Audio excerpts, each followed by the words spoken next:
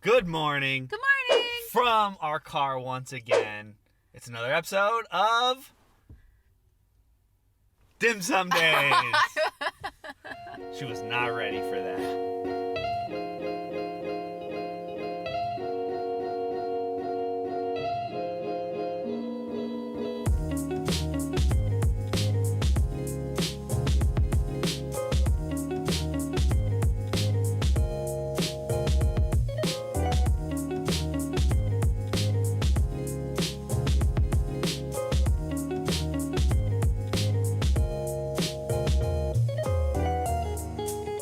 All I could think about was how I'm in the most magical place on Queen Anne Hill, which is apparently the puppy play date of Saturday mornings. Yes. There's so many cute puppies. So if I look off into the distance, it's not because I'm thinking hard. It's probably because there's a cute puppy. Yeah, so Amanda just gave it away. We are sitting at the top of Queen Anne today. We are at Kerry Park with this beautiful view of the city. And right before we push play on this episode, there was a dozen dogs that walked by, puppies of all ages. Yeah, not just dogs. There were a ton of quarantine puppies. There was a Bernese Mountain Dog, my favorite puppy, and that was amazing. Golden Retriever puppies, lab puppies, puppies of all kind. Yeah, maybe you can hear it in the background here in the microphone. I'm not sure. There's lots of dogs barking, playing. I guess on Saturday on Saturday mornings, bring your dog to Kerry Park. If you need any sort of puppy therapy, this is the place. All right. Well, yeah, normally we film on Sundays, but today is Saturday. We have a few obligations, and so we're definitely up a lot earlier. We're doing this a lot earlier than we normally do. Usually it's like between 11 and 1 o'clock. It's like more like lunch. And we're also not eating dim sum today. We decided to switch it up also just because of the situation. And it turned out very unexpectedly what we were not planning.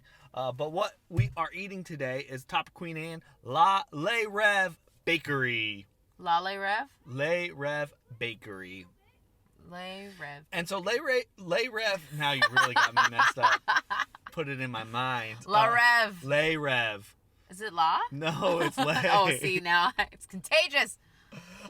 So Le Reve Bakery, it's been like the years that we've lived in Queen Anne has been like one of our go-to like breakfast cafe bakery spots, and what we always got at Le Reve was the croissant breakfast sandwich. Oh, absolutely delicious, and always came with a side salad, which it was so random. Surprisingly very good though in the morning. I've never had a breakfast salad before. Yes. But it turns out we have not been to Le Reve in a while because it is not at all, well, we remember it obviously.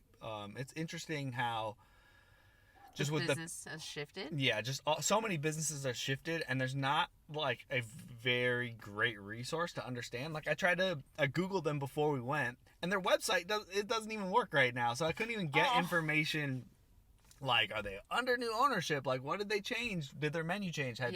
No, we just kind of was like, oh, we should go to Le Reve. It's like one of our go-to neighborhood spots. Yeah. Very different. So, what was different with Le Reve was they have built the outdoor space, which is actually beautiful. They have, I don't know if it's glass or plastic awning out front, which is going to be great to sit under. I'm sure all winter it has been very nice to have, but the whole interior was all redone from what it used to. The counter's still like in the same spot, but they've got brand new interior, and they pretty much filled their whole back wall with wine. So because their website was down, there wasn't a lot of information about like what the situation is. I have no clue if it's the original owners that bought it in 2010, how they've switched up their food programming.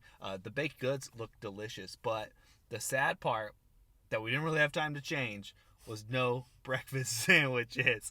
But we did get one breakfast sandwich. Yes, I have a question.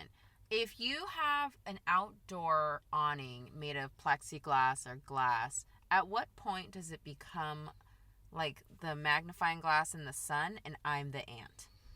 Oh, yeah, in the summer, that'll be very interesting to see what that creates. Right?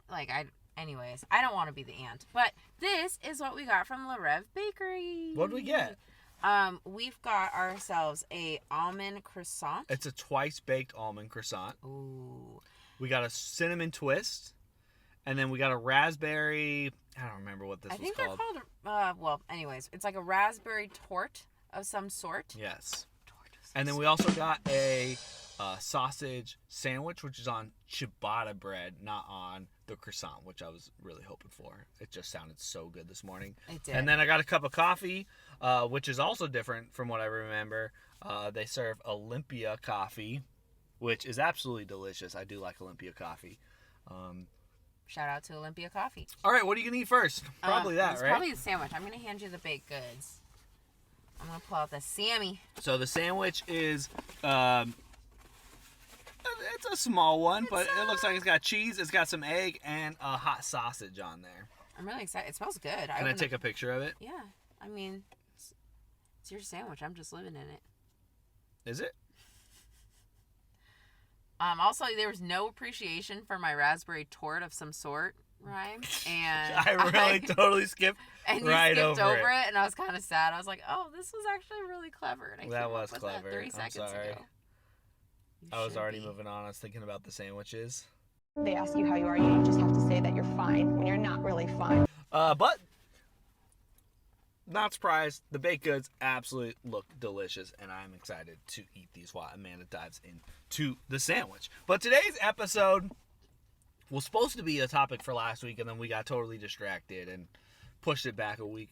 But this week is the Ask Me Anything episode of Din Sumdays. Which I'm excited about. Thank you everyone who sent in questions here on my Instagram account when I asked those, and we are going to mention those and share some of them with you. What do you think of the sandwich? Is it good? Mm-hmm. Can you put these up there? Mm-hmm. Nope, I'll do it. Mm-hmm.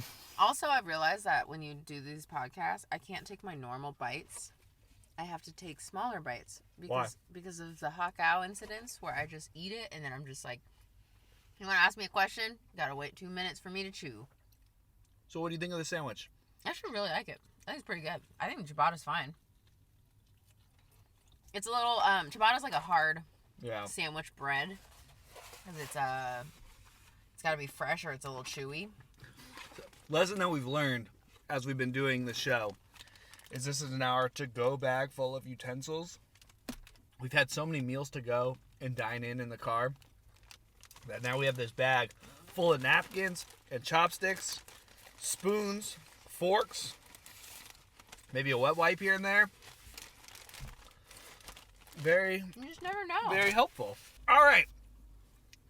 This week's topic, let's jump into some of these questions. Mm-hmm. I'll give a little honorable mention because it's not really a question. But at Anna.Shields said, literally saw AMA, and the only thought was, quote, against medical advice. Yes, this is against all proper medical advice. We are not medical doctors, and maybe just don't listen to a lot of our advice because it's ridiculous. But thank you for coming and listening to our silly advice. Shout out to Anna Shields for submitting that. We know she works in the medical field, so she's someone that we go to for advice sometimes. All right, at C.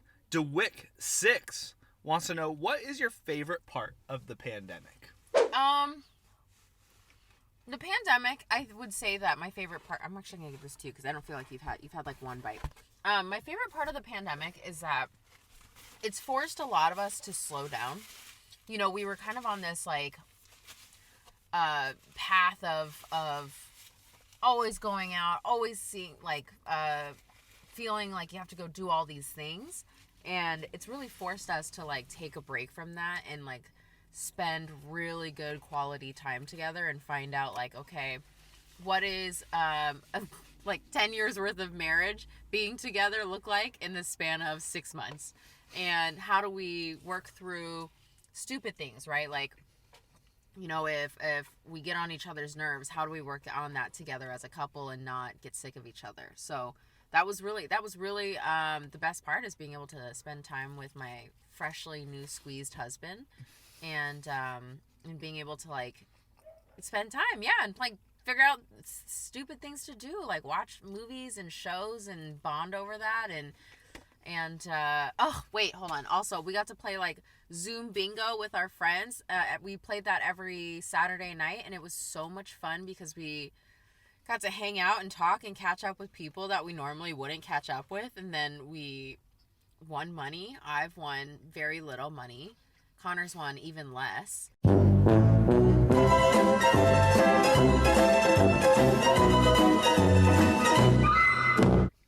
But it's been fun. I feel like there are certain friends that I'm now closer than ever because of this pandemic. So, two things. One, closest to my husband. Two, closest to friends. Did you finish the sandwich? Yeah. I just gave it to you for a few bites. Oops. Also, lesson learned. Don't pass me the sandwich. Order if you don't want me to 2 eat it. sandwiches, not one. It was tasty though. Whatever it was. I could tell. the sauce that's on there, it's almost like gravy. Uh-huh. Was very good. Order 2 sandwiches. Like I said, working through small problems with your significant other in a pandemic. Those are good. Thanks. I feel like that was half me, so I appreciate that. My favorite part of the pandemic, I do agree with you, is just like the slowdown and the change of pace once we adjusted to it, has been very refreshing. I've enjoyed how much TV, movies, entertainment we've consumed. Oh, we've consumed a lot. I've always been into movies and TV and all that stuff, but never consumed it at this rate and consumed this much of it. And I would imagine that maybe I don't, we get out of the pandemic, I'll go back to not watching it as much. But it's just been, I think this is going to be a year that we also have been lucky enough to come out on the good end of the pandemic. We're sitting in our car doing a show. Things could be a lot worse, and we should be very grateful for that. But we're going to look back very fondly on this year, especially as we're older or we have children and our lives move on. We're going to look back and be like, oh, it was so relaxing, just how much time we did spend just hanging out on our couch or on our patio, not doing a lot, not feeling a lot of social pressure to go out and do stuff or obligations. Sometimes when it could even be your best friend that you're going to go hang out with and you're just not feeling into it. Yeah. And you're just it feels a little bit like an obligation to go out. You might go out and have a good time, but there's just kind of that man, I wish I could stay in. Yeah, I just haven't had a lot of those feelings because I have been staying in. But I do feel a lot there's this blend of some of my longtime close relationships have improved because of the consistent Zoom meetings and hangouts that we've had. Yeah.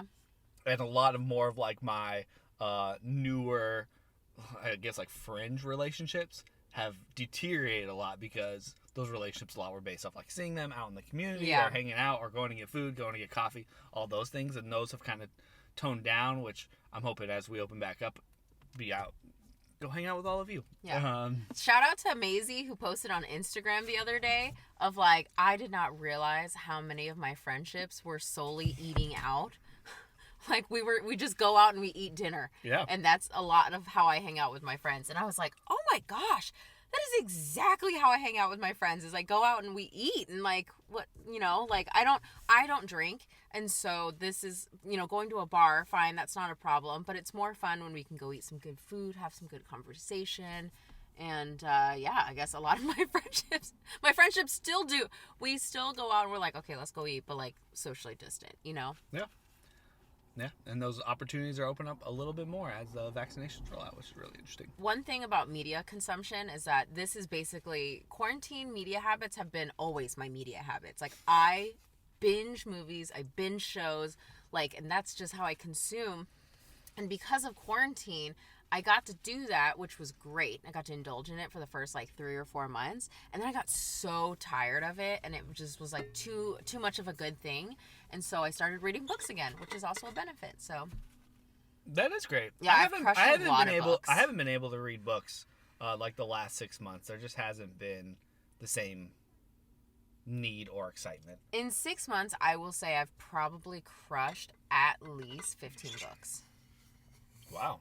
I'm impressed. I read so much because it's nice to go to bed. I don't want to go to bed and watch TV. I want to go to bed and slow down and try to settle into my nighttime routine. And so a book is how I do it. But I also read incredibly fast. Yes, you do. All right, next question. From oh man, I should have Sometimes these names are so long. That emo queer girl. Oh, I love that name. Shout out. Wasn't a phase, Mom. What's the best outdoor dining setups for COVID times?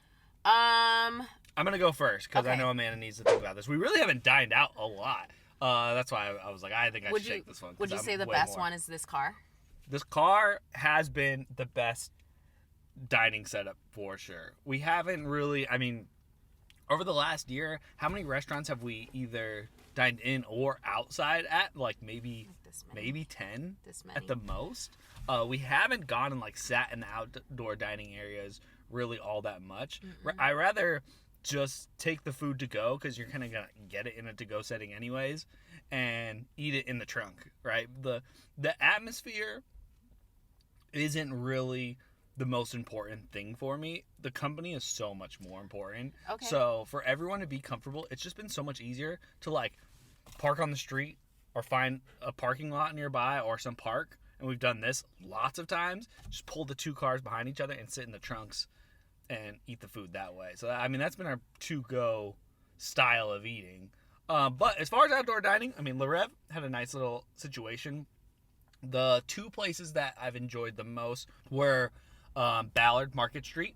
They have, and that's been like improving every single week. I think this summer, that street in Ballard is going to be a lot of fun because all of those restaurants have outdoor seating patio areas and they close down the street on the weekends.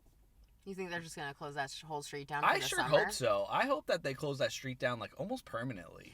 Like in America, we're really like missing those like promenade streets that are like full of local businesses with all the cafe seating. Like I love that Europe has that style, and I would love that we adopt that. And Ballard's got this European vibe. Yeah. So it does. Why not do that? I will say that I think a lot of there's a lot of great Seattle outdoor dining experiences. But the ones that are so niche or so different, they're so high in demand. Like you think about the bubbles in Ballard or the bubble in Pike Place Market, where they set up that like igloo style. It's been hard to get a reservation into any of those even if you tried. Lumen Field, they did restaurant on Lumen Field, and those have been really hard tickets to come by. So if you find one, there are great experiences out there that if you choose to dine outside in a cool atmosphere, there are options. You just gotta be quick. I feel like it's an underground system that they're like, okay, the tickets are going on sale. Don't tell anyone. And other recommendations, because that didn't seem like a recommendation. I'm just saying that there's a lot of other experiences that you can choose from, like but you have to find the right promoter. Another recommendation I have is at Citizen Campfire in Lower Queen Anne. Oh, yeah, they have a huge outdoor space, and they just implemented some bubbles as well. Oh, cool. So that is probably a place that you can get a bubble if you're interested in the bubble. And then in Columbia City, they have kind of a whole street blocked off, which is all like public seating. So if you get food from any of those nearby restaurants, you can go and sit there. And lastly, in Columbia City, there's 2 spots that have been really good. One is Island Soul. They have kind of a whole outdoor space, and Island Soul, their food is absolutely delicious. So good. And the other one is called, I'm blanking on the name. Oh, I feel bad. Super 6? Super 6. Thank you very much. Wow! Good job. Can we just talk about how the best thing that came out of quarantine is I can now read minds?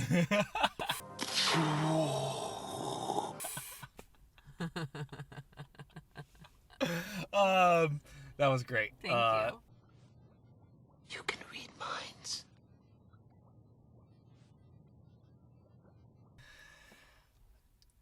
What was it saying? Super 6. Super 6. And they're outdoor seating. They have a whole area of outdoor covered seating as well. And so if you're looking to like go for brunch or go for happy hour, Columbia City is a great spot. And if you rather do the park method, Columbia City has lots of access to multiple waterfront parking lots.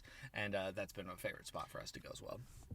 Yeah, I really like the trunk party because you can choose your own view. It's a choose your own adventure, choose your own food. You don't have to worry about like, okay, does this sound good to you? Well, we just had Thai last night, so no. Like, you can all get whatever the heck you want, meet up in a trunk, and pick your own view. Yeah, trunk party's becoming a thing last year. I love it. Was one, you know one what? of the wins. I'm surprised that more parking garages haven't taken advantage of that. Haven't been able to like host your trunk party here with a capacity of 4 cars and your own area with a heating lamp or something. I'm not gonna go. We're already. There's lots of business problems with that one. All sure right, there are. quick one from D Fletcher 87 asks, Humbao, steamed or baked? Oh, steamed. I'm going baked, so we disagree on that one. I like baked because baked you can kind of keep in your house for a snack. Like if you ever shout out to Reve Bakery, that's like my homegrown char siu bao spot. We usually get like 6. We leave them on our counter and you just eat them as a snack to go. So those are good, but there's something about a fresh steamed bao that is just amazing. I'm team baked for sure. All right. Ale de la Rosa 6. The only reason I knew how to pronounce that is because it's my family friend. Or else I would have been calling her Ale de la Rosa 6. She said, what's the best date night restaurants in Seattle? Oh, there's so many. We've really come to like LaCoin as of recent. I think that's a great date night. I think it's such a good spot. It's just like, it feels good. Every time we've gotten takeout from them, all 2 times, it's been delicious. And it's a French inspired restaurant. I don't know how to describe it. It's modern French cuisine. Thank you. It's like, it's just But tasty. we don't get French food when we go there. We so get a steak. Yeah, Well, we've gotten steak there twice. So yeah. Yeah, that has been nice. And yeah, we did that twice in 1 month, which is so like good. something we never do when it comes to visiting restaurants. Yeah. Another good date, it's not really a date night, it's a date day, is pick yourselves up, go take yourselves to Edmonds, go get some Ono Poke, and then find a park and sit out on that waterfront. Yeah, we have It's gone gorgeous. to Ono Poke in Edmonds on like An insane just a amount drive. of times. Yeah, we've done that like almost every month during the pandemic. Ono Poke has become probably our favorite restaurant It's just in the so pandemic. Good. Yeah, so that's just a fun adventure, right? Yeah, You get to go to Edmonds. I would say that the date nights for us, because they're not so much about like us having quality time sitting in the restaurant, enjoying those times. It's all about like, where's the adventure, right? Like, are we going to drive out to Bellevue or drive to Edmonds? Or we did the Bainbridge Island trip at one time. Eating at Bassa and Bainbridge Island was a very fun date night. That was probably one of the better dates that we've had. Yeah. You can also, another date night idea is for $100, you and up to 20 friends can rent out an AMC movie theater. Well, we haven't done that, so that's We not a have great not done that. recommendation. But I've been wanting to. Kind of. It's not $100 either. It's $100 Well, for it's old movies. for it's older $200 movies. for new movies. We could rent it That's out a and watch. very strong distinction when you talk about renting on a movie theater. I know, but never in my life would I have thought I have, as a child growing up, I would have never thought I had the money to rent out a movie theater. That just sounds like such... Well, I'm sure the movie theater never thought that they had to rent it out. Also true. So. Well, yeah. Anyways, what other date nights have we done? Well, if you don't got any ideas, let's move forward. Smith Tower, great date night. Smith Tower is also a very great date night. If you're willing to sit inside, the bar is very cool, very nice. If you can get a sunset spot, they have limited table seatings, but that area around, that's a good idea. One that we have not done, but I really want to do, it's on our like my little date note list, is you can have drinks on the Space Needle right now on their little observation deck, and it's like nice and sectioned with their little plastic acrylic dividers, and you can have a drink looking out onto the Seattle skyline. A nice La Croix on the skyline. I can have a nice La Croix on the skyline. All right, we're running out of time here. Sorry, keep going. And we haven't even eaten any of these pastries. Oh my gosh, what are we doing? All right. So the next section of let's do everyone's favorite section. Shit, my mom says. What's the story you got as I steal this bag of baked goods from you? My mom commonly refers to my dad as her boyfriend, and my dad does the same thing where he calls my mom his girlfriend, and they've never deviated from that. They just love calling each other my boyfriend and my girlfriend, and I think that's really cute because they've been married for like 30 plus years. All right, what's the best thing you saw on the internet this week? Let me tell you, there is a saga that is unfolding before thine very own eyes, and the saga is of the Cinnamon Toast Crunch shrimp. So, this gentleman posted on Twitter a picture of his cereal bowl or cereal splayed out. And in his cereal were 2 shrimp tails. And he tweeted to Cinnamon Toast Crunch, hi, there are shrimp tails in my Cinnamon Toast Crunch. And Cinnamon Toast Crunch thusly said, no, those are sometimes cinnamon clusters that come together in the formation of cereal. And we can see it from our own eyes. And the guy replied, well, with my own eyes, who actually has this in his possession, these are 2 shrimp tails. And Cinnamon Toast Crunch has said, well, send it to us. And he said, not in a million years. I'm going to get this analyzed by a lab. And they said, okay, well then turn it over to the police and we'll come pick it up from the police station. And he said, no, because why? And so now there's a saga coming out about how 2 shrimp tails ended up in Cinnamon Toast Crunch. So what happened? I don't know if there was a conclusion. There has been a lot of hearsay and speculation about the true intentions from the gentleman that posted the shrimp tails. There's a lot of anecdotes of him wanting to become viral and become YouTube famous and have a viral moment. So there's a lot of questions on the validity of his claim. So why do you like this so much? Why is it your thing of the week? I like this so much because I like that there's so much audience participation about whether these are actually shrimp tails. And like, it sure look like they're shrimp tails. They look like they're shrimp tails. I do believe that they are, in fact, shrimp tails. Our chef friend Justin has pointed out that those are shrimp tails. If anyone is an authority of cuisine, it will be him. And he said they're shrimp tails. So I believe that they're shrimp tails. But in terms of how they got in there is a different story. I'm extremely skeptical. I don't believe anyone on the internet when it comes to... When it's stuff like that's in people's food, I am immediately skeptical always. Because I think it's just people either trying to take advantage of going viral or take advantage of the company to sue them for, fingers in chili or whatever it is. In my mind, though, in my mind's eye, I'm just seeing someone work on that Cinnamon Toast Crunch, station. And then all of a sudden, he's like, you know what? I think I'm going to have a shrimp cocktail. It's just eating shrimp cocktail on the Cinnamon Toast Crunch line and just was trying to throw it in the trash, bounced off, hit the conveyor belt, and now it's a part of this dude's cereal. So, anyways, that's the best thing I saw. The saga was just so entertaining to read, especially on Twitter, of just people being losing their minds over it and then questioning the validity of this whole situation. And turns out the guy is married to Topanga. So, who's Topanga? Topanga is from Saved by the Last Bell. No. Topanga. I'm glad I actually know the question. Boy Meets World. There you go. I was like, that's not right. Her name's not Topanga. The character is Topanga from Boy Meets World. Yes.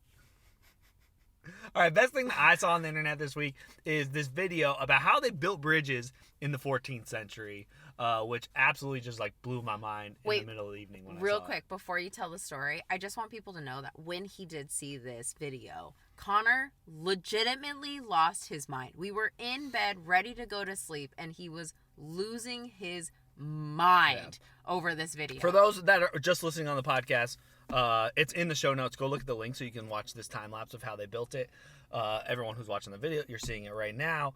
But the ingenuity of human beings to figure out how to dam the water, drain all the water, and then build a foundation and then connect the bridge is just absolutely incredible that we have been able to solve these kind of problems and come to these kind of solutions. Whoever first designed that and executed it is just unbelievable.